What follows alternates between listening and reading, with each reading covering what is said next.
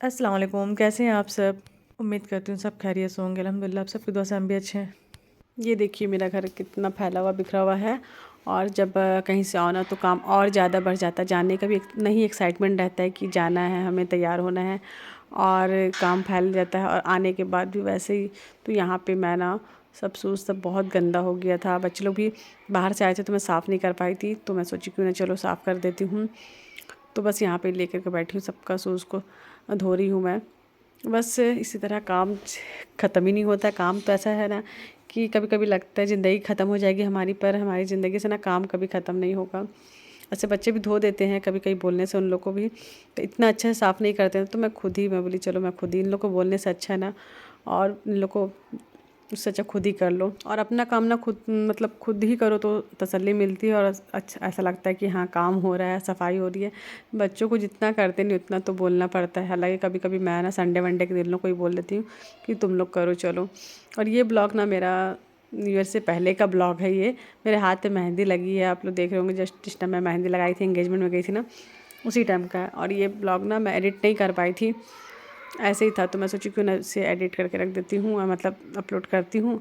इसलिए मैं देखिए कभी कभी ना ब्लॉग को मैं एक्स्ट्रा रखती हूँ ड्राफ्ट में करके, क्योंकि रहता है ना ब्लॉग तो वॉइस ओवर दे के आप एडिट करके आप डाल सकते हो। ये ब्लॉग रह गया था, और फिर हम लोग पिकनिक चल गए, वहाँ का फिर ब्लॉग था न्यू ईयर का, तो फिर मैं सोची उसी को ही डाल दी।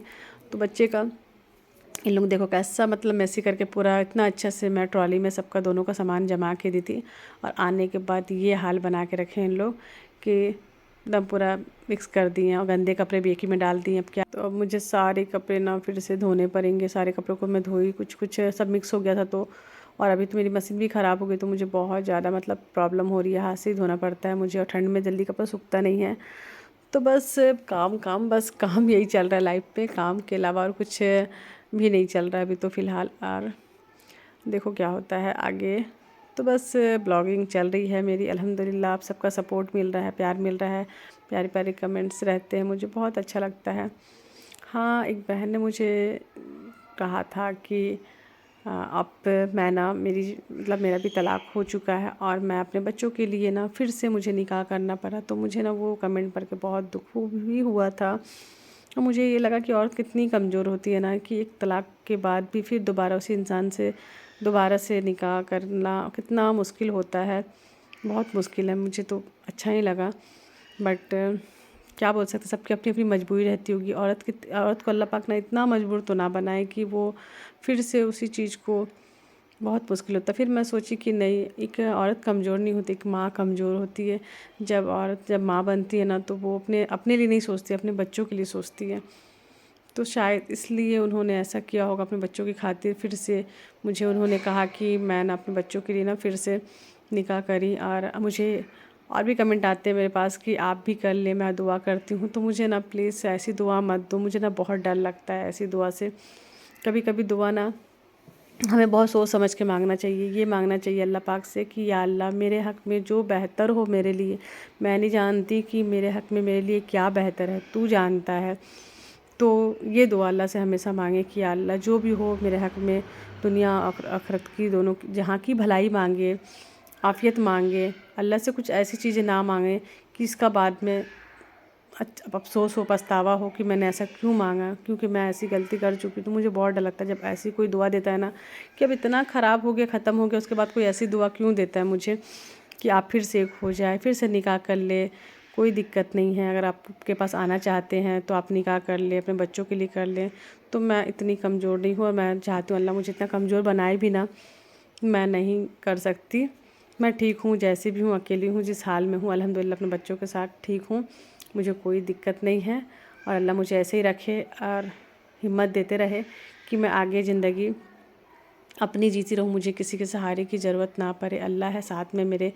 तो बस मैं चाहती हूँ ऐसी दुआ मुझे कोई भी ना दे। हाँ, इतना दे अल्लाह मुझे दोनों जहाँ में अच्छा रखे, दोनों जहाँ में कामयाब करे, दोनों जहाँ में आफ़ियत के साथ रखे। तो यहाँ पर ही मेरी बेटी ना मेरे से नाश्ता मांगी थी। तो शाम में बच्चों को भूख लग ही जाती है, तो मैं दूध दूध कुछ भी बना देती हूँ। मखाना था तो वो मैं ना इसको घी में भून दी हल्का सा। और मखाना बहुत हेल्दी होता है, खाना चाहिए, सबको खाना चाहिए। मैं लाई थी कि कभी कभी बच्चे हालांकि रेगुलर खाते नहीं हैं, बट मैं देती हूँ, उन लोग को रखती हूँ। तो मैं उसी को दे रही हूँ। और इन लोग का बस फरमाइश चलते रहता है, कुछ ना कुछ। तो बस इसी तरह चल रही है ज़िंदगी अल्हम्दुलिल्लाह, आप सबकी दुआ से, प्यार से। तो बस ये देखो जोया बस ऐसे ही मस्ती करते रहती। जब भी मैं अभी जोया का जो हाल होगा ना, वो आप सबको देखने के लायक होगा कि मैं इसके साथ अभी क्या करूँगी। ये बाहर से आई है घूम करके ना, तो इसे हो गई है सर्दी खांसी अच्छी खासी, बहुत खांस रही थी। तो मैं इसे बना के दूँगी घर का नुस्खा वाला जो होता है ना घर का दवाई, वो बना के दूँगी मैं इसके लिए। बैठी बहुत आराम से, पहले खा लो मैं बोली, उसके बाद मैं। और ये जो 3 तूफ़ान करेगी ना, तो देखने के लायक था। वो तो अच्छा कि मैं वॉइस ओवर डाल रही हूँ, अगर डायरेक्ट डालती ना तो आप सब देखते। हाँ, किसी ने मुझे ये भी पूछा था कि आपकी बहन का चैनल का नाम क्या है। हाँ, तो सॉरी ना, वॉइस ओवर डालो ना तो बहुत सारी चीज़ें हम भूल जाते हैं। मैं तो अक्सर भूल जाती हूँ।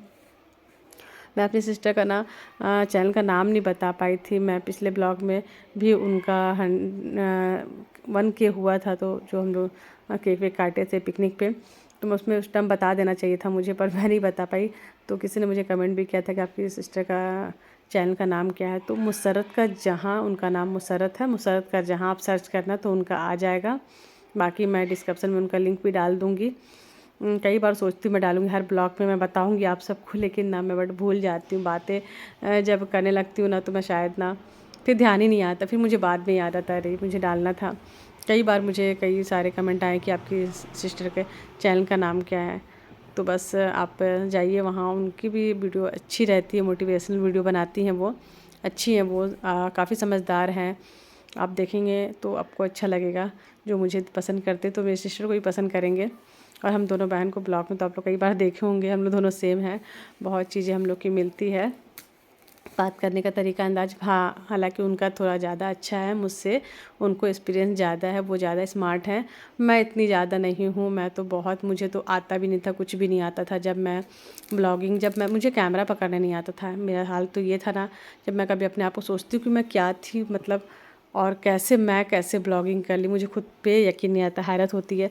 तब मुझे लगता है कि नहीं, इंसान चाहे ना तो बहुत कुछ कर सकता है। ऐसा कुछ भी नहीं है कि जो इंसान नहीं कर सकता, नामुमकिन तो मतलब कुछ भी नहीं है इम्पॉसिबल। अगर चाहे तो सब पॉसिबल है, इंसान के अंदर सिर्फ जज्बा होना चाहिए करने का। और मुझे किसी ने कहा था कि आप बहुत अभी भी मतलब यंग दिखते हैं, और लगता ही नहीं आपका इतने साल 20 साल हो गए शादी को। तो हाँ, ये बात तो है कि नहीं लगता है। अल्हम्दुलिल्लाह, इस चीज़ के लिए मैं अल्लाह का शुक्र अदा करती हूँ कि 20 साल के बाद और इतना कुछ झेलने के बाद भी अल्हम्दुलिल्लाह मैं, लगता नहीं है मुझे, देख कर के कोई यकीन ही नहीं करता है। हाँ, कुछ लोग बोलते हैं, जब मुझे किसी को लगता है ना कि 20 साल हो गई मेरी शादी को, तो बोलते हैं आप तो अब ओल्ड हो गई हैं। तो मैं बोलती हूँ ओल्ड इज़ गोल्ड।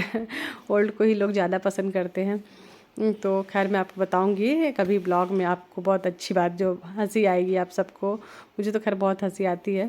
मैं नेक्स्ट ब्लॉग में इंशाल्लाह बताऊंगी आप सबको। और तो बस यहाँ पे मैं अपने लिए कॉफ़ी बना रही थी। हाँ, ये यहाँ ना जोया का जो मैं बना रही हूँ दवाई खांसी का, वो मैं बता रही हूँ आपको। ये हल्दी है, हल्दी को थोड़ा सा रोस्ट कर देते हैं हल्का सा तेल इसमें, ऐसी तेल में नहीं, सादा ही रोस्ट करने का, सॉरी मैं तेल बोल दी। और इसको ना शहद में मिला करके ना इसको पिलाना है। मुझे खांसी इतना ज़्यादा हो रहा था ना उससे, जब वो आई गाँव से, तो मैं इसे बनाई। अच्छा, 1 चम्मच जोया को, 1 चम्मच अपन को, दोनों को मैं पिलाई। दोनों की खांसी, क्योंकि पानी बदला ना यहाँ वहाँ का रास्ते का, तो फिर तो बच्चों को होता ही है, सबको हो जाता है, बड़ों को हो जाता है, वो तो खैर बच्चे हैं। तो मैं दवा ववा पिलाना ज़्यादा नहीं, ये नहीं करती कि बस खांसी हुआ और जाके सिरप ला के, मेडिसिन ला के खिला दिए, ले गए। बहुत ज़्यादा हो तो तभी मैं, नहीं तो घर का ही ऐसे अदरक, शहद और ये, तो मैं ये देखिए जोया का हाल। तो इसी टाइप का कुछ मैं बना के देती हूँ। 1-2 दिन देखती हूँ, जब बहुत ज़्यादा होता है तब डॉक्टर पास ले जाती हूँ, नहीं तो इससे ही ठीक हो जाता है। 1 से 2 बार पी के ना आराम मिल जाता है खांसी में, सर्दी में। तो यहाँ पे देखिए जोया को तो ऐसा लगता है ना कि मैं एकदम जहर दे रही हूँ उसको, इस टाइप का उसका हाल है। हंस भी रही है और बदमाशी भी कर रही हैं वो, एकदम पीने के लिए नहीं कर रही थी, इतना ज़्यादा ये कर रही थी ना, नहीं मम्मी नहीं मम्मी। एकदम बच्चे जब ऐसा करते हैं दवाई पीने के लिए, खास करके बच्चे ना नहीं मानते, मालूम, बहुत सबसे बड़ा दुनिया का मुश्किल काम मुझे लगता है ना बच्चों को दवाई पिलाना है। और पिला पिला के तो 10 साल का कर दी मैं इन लोग को। जब छोटे थे तो भी इन लोग बहुत नाटक करते थे, पकड़ के मैं लिटा करके दबा के एकदम पिलाती थी। तो हाथ पैर 2-4 लोग पकड़ना पड़ता था इन लोग दवा पीने के लिए। और अभी भी जोया का यही नाटक है। अब तो इतनी बड़ी हो गई कि मेडिसिन खा सकती है, गोली भी, लेकिन नहीं खाती है। देखो कैसे कर रही है। उसको देख कितना गुस्सा आ रहा था, दिल कर रहा था मैं ऐसे मार दूँ। लेकिन ना, मैं उसको बहुत एकदम प्यार से समझा रहे थे, और ये एकदम अजीब सा एक्साइट मतलब कर रही थी बदमाशी। अब ये दूसरे साहब की पारी आ गई, ये भी अलग सोफ़ा में कूद रहे, इधर भाग रहे उधर भाग रहे। तो अभी भी इन लोग इतने छोटे बच्चे बन जाते हैं ना कि लगता है 2 साल के बच्चे को मैं पिला रही हूँ, इतना ज़्यादा इन लोगों नाटक था फिर बहुत मुश्किल से। और यहाँ पर ही फिर आ गए हम किचन में। आज मैं बोली खाना नहीं बनाऊंगी, आज मेरी बेटी बनाएगी खाना गुनगुन, और तुम बनाओ खाना, मैं काट पीट के दे रही हूँ, सामने रख रही हूँ, मैं ब्लॉग शूट कर रही हूँ और तुम बनाओ तहारी। तो यहाँ पर ही गुनगुन तहारी बना रही। तो तहारी बनाने पहले इसको जो भी डालते मसाला वो डालना चाहिए, तेजपत्ता डालना चाहिए था। तो क्या करी मैडम, जल्दी से तेल में ना प्याज डाल दी। ऐसी करती है ये। फिर मैं बोली सरसों डालो, जीरा डालो, थोड़ा सा मीठा नीम पत्ती ऐसे डालते हैं। मैं अपने हिसाब से बनाती हूँ, बट वो ना ऐसे ही बनाई। तो मैं चलो ठीक है, तुम जैसे बनाना बनाओ, बट बनाओ तुम ही खाना, मेरा मूड बिल्कुल भी नहीं है आज बनाने का। तो बस ये मैं तहारी बना रही हूँ। तहारी तो मैं ऐसे बहुत कम बनाती हूँ, क्योंकि ना मुझे बहुत पसंद आता है तहारी ऐसे ठंड में। मैं अपनी रात में राइस खाना ज़्यादा नहीं खाती हूँ ना, तो मैं इसलिए कम ही बनाती हूँ।